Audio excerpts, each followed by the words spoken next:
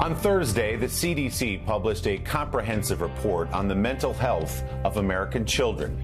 It covers 7 years of data and shows a troubling reality about rising anxiety and depression in our kids. Most striking, though, is that the research ends in 2019. So the report does not take into account the impact of the loss and isolation children have felt during the pandemic. NBC's Antonia Hylton places our Sunday spotlight on the kids.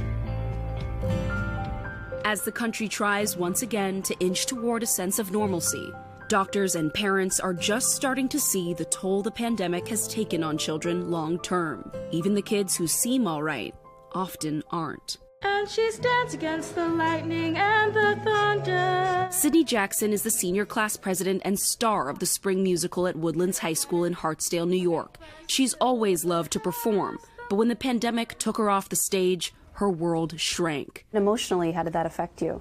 It kind of felt like there were no emotions. There's really nothing that made me too happy. Sydney spent many days in her room, sleeping at strange hours. What do you think the pandemic took from young people? It took away the spirit of being young. It's like all of a sudden you had to grow up. Last year, Sydney started a mental health support group for students at her school. While educating others on the signs of struggle, Sydney realized she needed therapy too. It's given me a space where I can just talk about whatever I want and just share things in my life that I'm uncertain about. Uncertainty is what physicians say has turned kids from every walk of life into the walking wounded.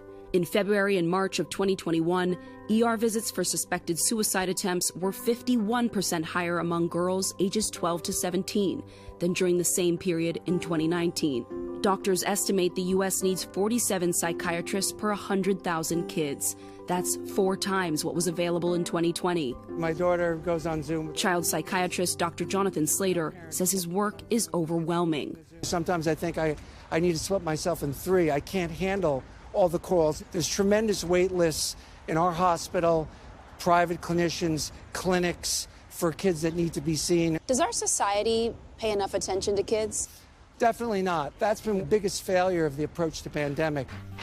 Dr. Slater treats Haley Kern, an athletic 15-year-old in Suffern, New York. Halfway through the pandemic, Haley's anxiety about COVID and relearning how to socialize in in-person school became crippling. It feels kind of like you're carrying 100 pounds on your back. You wake up and all you can think about is, today's gonna suck. Some days she couldn't get out of bed. Her grades lagged. Her parents took action, reaching out to Dr. Slater for more support and a higher dose of anti-anxiety medication. And Haley's still struggling, and that's really hard. It's really hard that going back to school 5 days a week with everybody on campus all together, it just wasn't the answer. Let me watch your produce. Now Dr. Slater and other experts are urging parents to talk to their kids, to get to know them and their needs all over again. That's exactly what Sydney and Haley's parents have tried to do. Are you proud of how she's made it through? Extremely. I give her a ton of credit for having the ability to be able to recognize there's something wrong and ask for help. That's something that I'm just really proud of her for.